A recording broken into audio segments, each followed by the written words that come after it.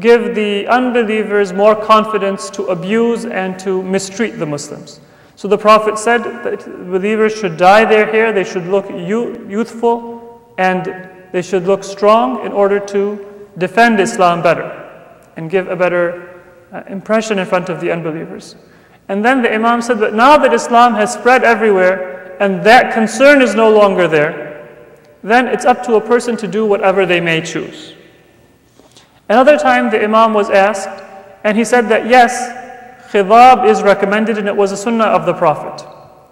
But it is not recommended for a person who is in musibah. And we are in a state of وَنَحْنُ قَوْمٌ فِي مُصِيبَةٍ. We are in a state of musibah, we have been afflicted by a tragedy. And the intention of the Imam was that the tragedy of the Prophet's death and then the events that took place after the Prophet's death, that was a tragedy from which Ahlul Bayt ﷺ, they were still suffering even several decades after the Prophet. And they wanted to keep alive in the minds of those who were close to them the sense that that tragedy is not going to be undone by the passing of time. That same theme has been mentioned in slightly different and more eloquent expressions, where it is said by several Imams that the only thing that prevented Imam Ali from dyeing his hair is the hadith of the Prophet, where the Prophet said that, "Oh Ali, after me, your beard will be dyed with blood from your own head."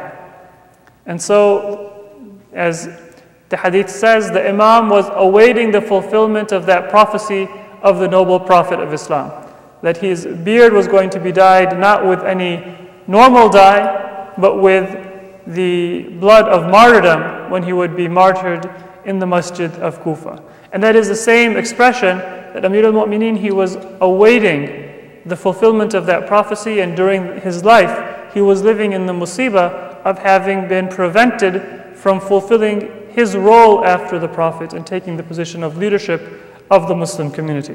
So with this explanation, dyeing the hair itself is something recommended. It is something that is part of the practice of the Prophet, but it is not something which is wajib. There are different reasons for which a person may avoid doing so, and if some person does not prefer it, or it is not part of their own personal sense of how they would like to look, then there is no harm in it. And that is why there is a hadith of our fourth Imam, Imam Zainul Abidin alayhi salatu wasalam, in which he said, this is part of a longer hadith, but the gist of it is that the fourth Imam said that if a person wishes to dye their hair, then they have the sunnah of the Prophet. And the Prophet, of course, as the Imam says, is better than Amir al-Mu'mineen. He is the Prophet of Islam. But if a person does not wish to do so, then they have a sunnah in the practice of Amir al-Mu'mineen. And there is no contradiction between the sunnah of the Prophet and Amir al-Mu'mineen. Perhaps the reason or the benefit of this for the believers and this saying of the fourth Imam is, in order for us to recognize that either practice, a person should not be shunned or should not be criticized, because both of them are the practice of either the Prophet or Amir al-Mu'mineen. This is something which does take place. Even today, sometimes you will see that there are these sensitivities, and in our books of history, if you look, there was a time when the followers of Ahlul Bayt, they were very strongly criticized and mocked by their enemies because they used to dye their hair. So Sheikh Saduq, one of our scholars of about 1,000 years ago, he mentions in one of his books that in this book I am quoting a hadith from non-Shi'i sources in favor of dyeing your hair. And it's not because I regard them as authoritative, or because we don't have enough ahadith from our imams that I need to have recourse to these ahadith. But I am doing so because we are being mocked, and because I wanted to emphasize that even in the ahadith of the non-Shi'as, dyeing one's hair is considered to be recommended. It is considered to be of the character of the Prophet. So in short, this is something which is recommended, but it's not something that should be emphasized, or it's not something which a person should be mocked for not doing. I would like to just look at a few ahadith so then we can end this topic, if you will pardon me for going a bit over our time today. Please recite salawat.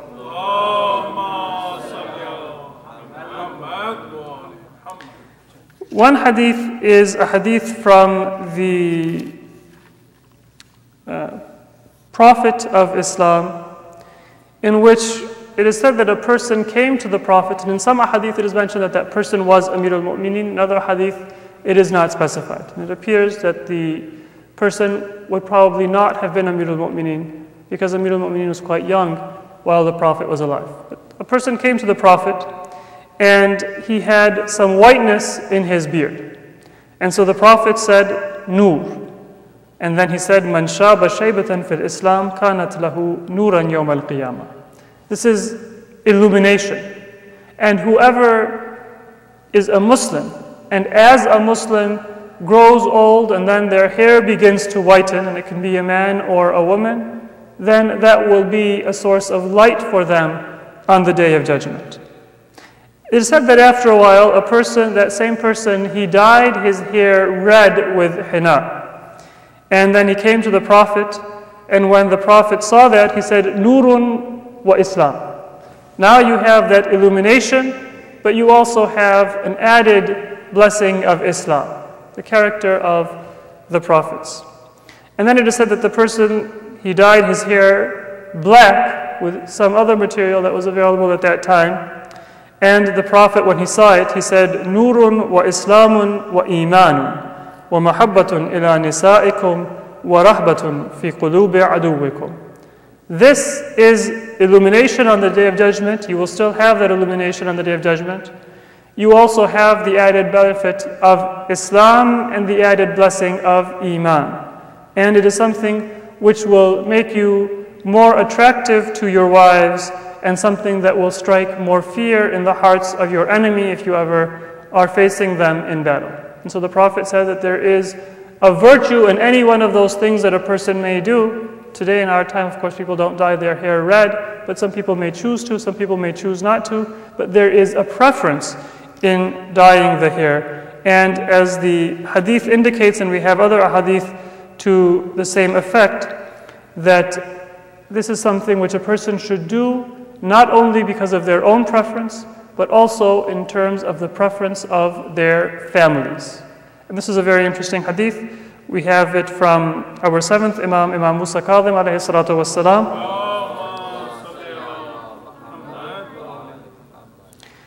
A person said to the Imam that, I see that you have dyed your hair black. And perhaps they did not expect the Imam to do so. Many times people, they would look at somebody with white beard or white hair as being more authoritative in religion.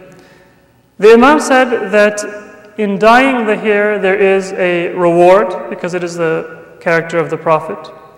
And the dyeing the hair is also something that rewards a person because it makes them more attractive to their families. And if a person's spouse is ever reduced in their own chastity or iffah because of a person's not taking care of their appearance, then the sin of that and the harm of that goes back to a person's own carelessness. They can't point fingers and say that, well, you are not the same person that you used to be, or you are not as pious as you should be. The Imam says that that goes back to a person's own carelessness, and they will get the sin and the punishment for it. And there are other ahadith to that effect as well. So we have a hadith that indicate to us that a person, they should try to maintain their appearance and their attractiveness, not just for the source of their dignity in society, not just for the source of striking that awe in the hearts of the enemy, but they should also do that which is pleasing to their families. In fact, with our fifth Imam, Imam Muhammad Baqir alayhi salatu wasalam, and our fourth Imam, we actually have a hadith in which they would indicate that they would sometimes dress in clothes that were fancy. In the case of, I believe, our fifth Imam, he once came to the masjid in a bright red cloak. And that was something very surprising. And the Imam said that this is something which my wife finds attractive. And so in order to please